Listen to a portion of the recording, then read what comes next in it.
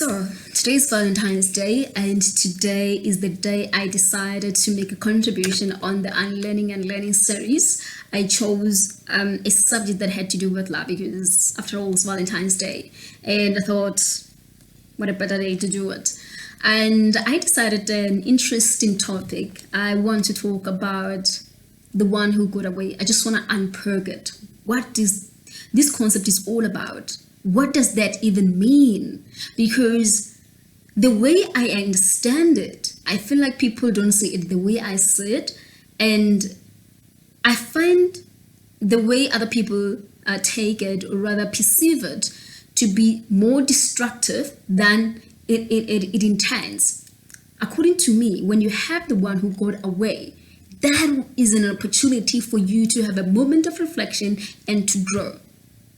Because it means you lost something good, something that was good for you, something that made you happy.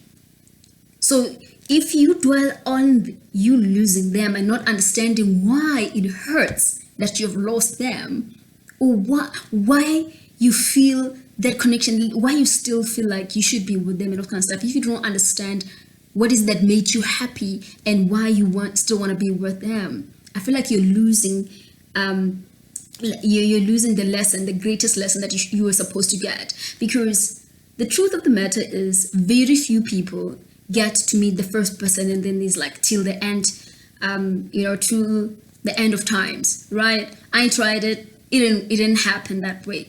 I think it's just it is just a fantasy for me. I believe that. I still believe it. It's just that little did I know that people have different intentions and people are not me. Other people are not me. So I used to believe that in those movie things, like, you can meet somebody today and then that's it.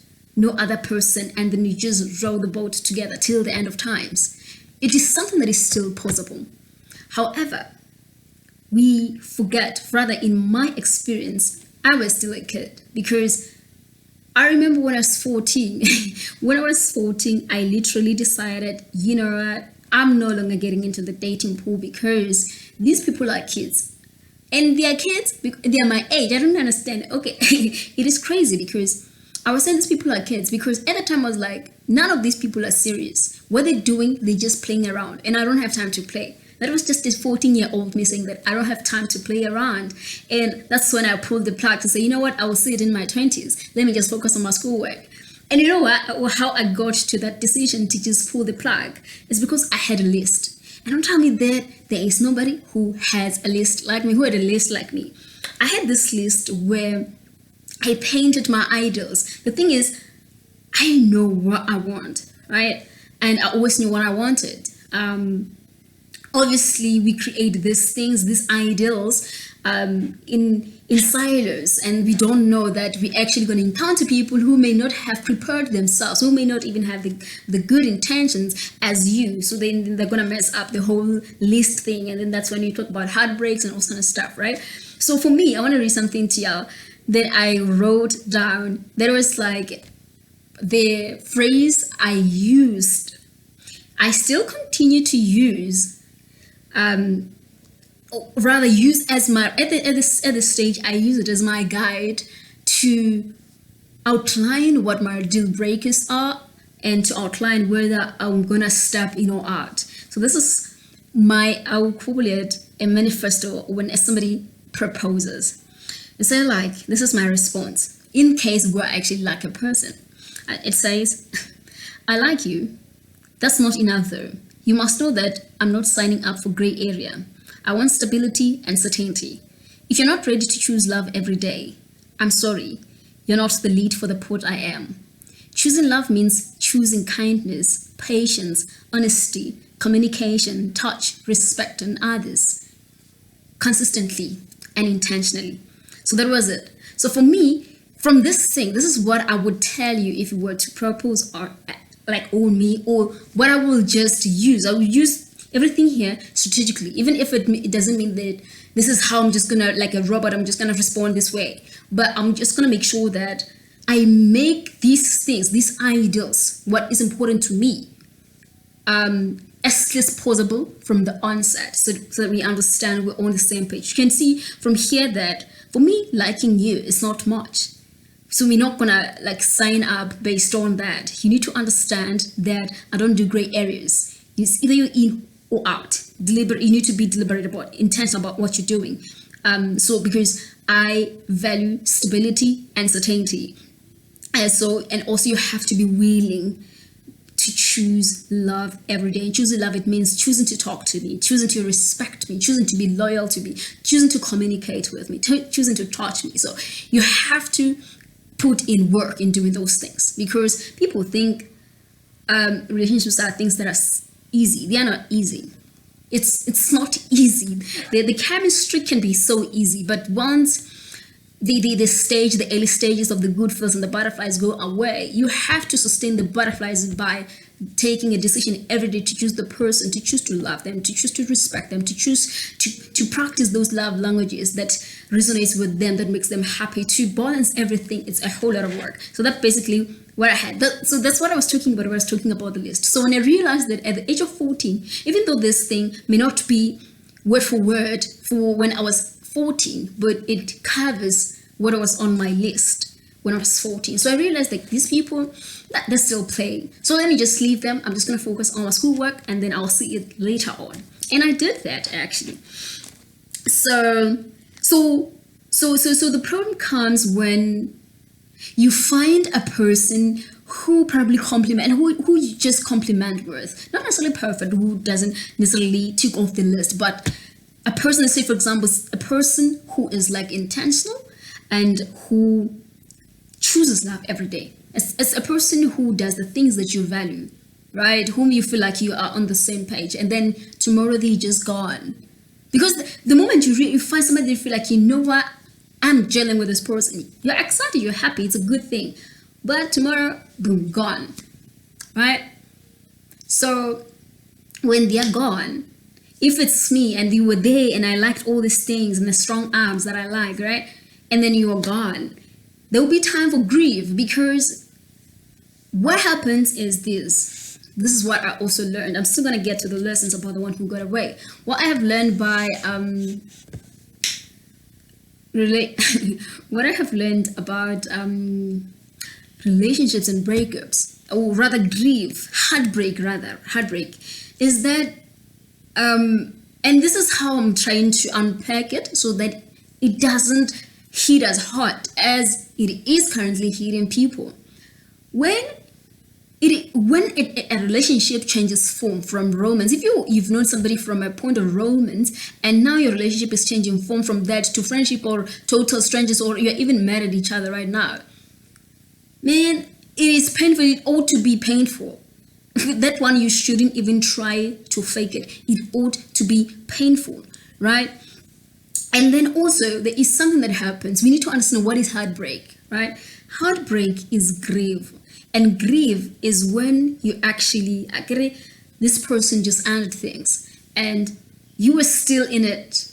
And then just because y'all decide to just part ways doesn't mean that the love bundles that you had for each other, the care that you had for each other, will immediately just vanish.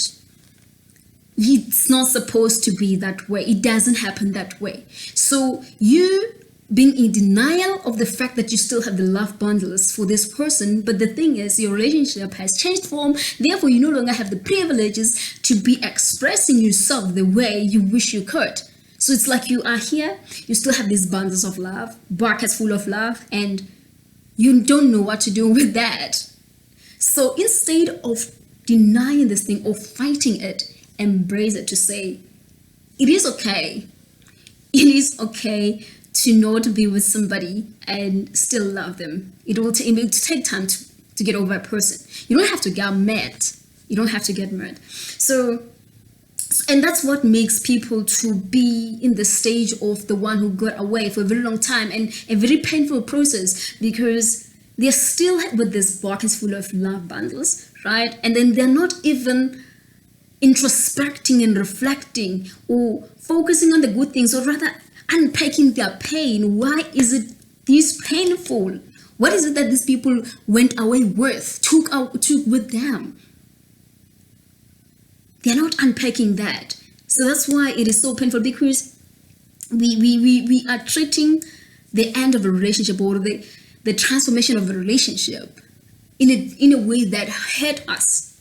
And love is not supposed to be hurting. As much as it will be painful when bonds break, it hurts as hell. It is supposed to be that way. You just need to give it time, and depending on how tired y'all have been, it may take some time.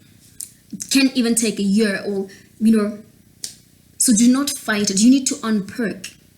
When you feel like you have the one who got away, unpack what is that they left with. Unpack why you still wish they could be here. What is that they were giving you that you are yearning for? It's like I'm already unpacking this thing. Let me just get to it right now. So we need to understand something here. Firstly, 3 things before I get to unpacking the one who got away. We need to understand love. What love does, and the power of love, the power of connection with a person. When you meet that person, you have a connection with them. We are all human beings, and we have our own needs. We have our own shades, shady areas, imperfections here and there and all that. So what love does, love is a powerful thing. When you are in love and it is real and it is good, right? A person can walk into your life, right? And then they shine light. They make you feel in a way that it just makes you happy.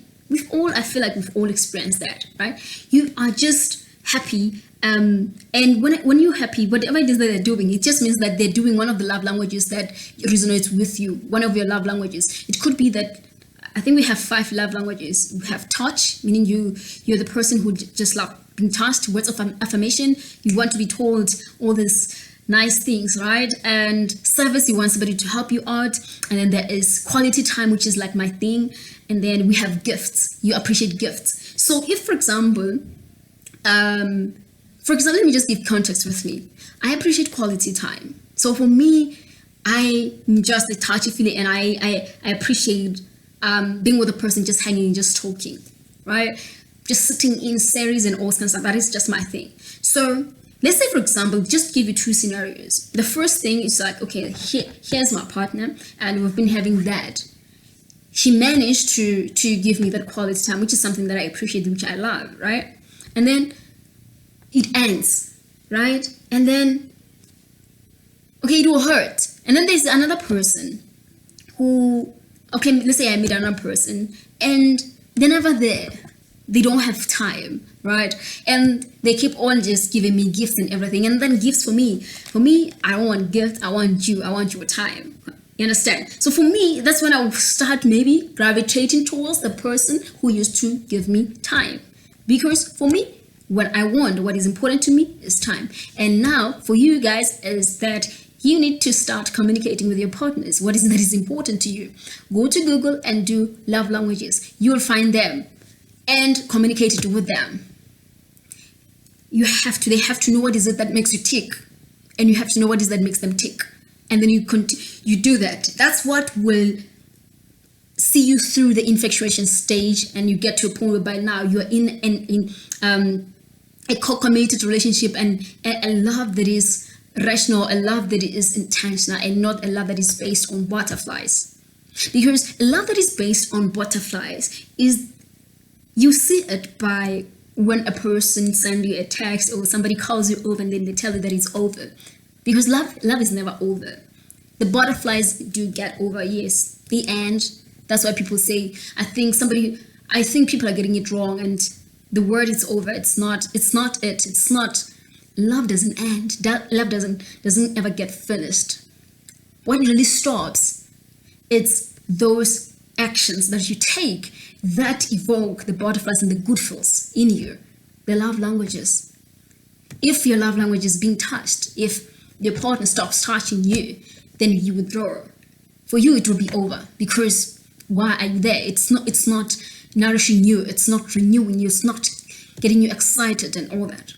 So that's when you're like, okay, I'll go maybe here, what I want, I'm not getting it, I'll go somewhere else. You understand?